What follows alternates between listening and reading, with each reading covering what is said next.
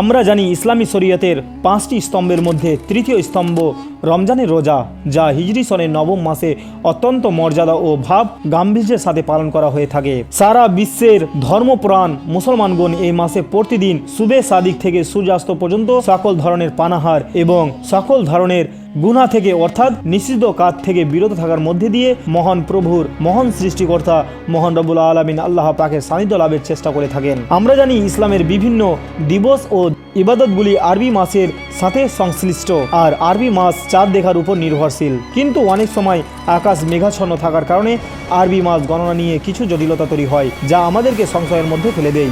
এই বিষয়ে ইসলামী শরীয়তে বলা হয়েছে, আকাশ মেঘাচ্ছন্ন থাকলে রোজা শুরুর জন্য এমন একজন ব্যক্তির চাঁদ দেখা যথেষ্ট হবে যার দিনদার হওয়া প্রমাণিত, কিংবা অত্যন্ত বাহ্যিকভাবে হলেও সে দিনদার। মহানবী হযরত মুহাম্মদ সাল্লাল্লাহু আলাইহি সাল্লাম বলেছেন, এই হাদিসটি সহিহ বুখারী 1900 নম্বর হাদিস। হাদিসটি বর্ণনা করেছেন হযরতে ইবনু উমর রাদিয়াল্লাহু তাআলা আনহু থেকে বর্ণিত।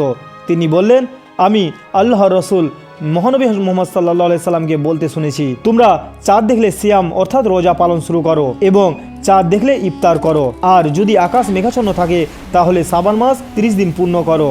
এই হাদিস থেকে বোঝা যায় যে রমজান মাসের সিয়াম শুরু এবং সমাপ্তি চাঁদ দেখার উপর নির্ভরশীল। যদি চাঁদ দেখা না যায় তবে শাবান মাসকে 30 দিন পূর্ণ করতে হবে। অন্য আরেক হাদিসে রয়েছে, সহিহ আবু দাউদ হাদিস নম্বর 2333, বর্ণনাকারী ইবনে আব্বাস রাদিয়াল্লাহু আনহু থেকে বর্ণিত। একদা জৈনিক বেদুইন নবী করিম সাল্লাল্লাহু আলাইহি সাল্লামের নিকট উপস্থিত হয়ে বলল, আমি চাঁদ উঠতে দেখেছি। তখন মহানবী হযরত মুহাম্মদ সাল্লাল্লাহু আলাইহি সাল্লাম তাকে জিজ্ঞাসা করলেন, তুমি কি আল্লাহ ছাড়া আর কারো উপাসনা করো? সে বলল, না। তিনি আবারও জিজ্ঞাসা করলেন, তুমি কি আমি নবী মুহাম্মদ সাল্লাল্লাহু আলাইহি সাল্লাম আমাকে আল্লাহর রাসূল বলে সাক্ষ্য দাও?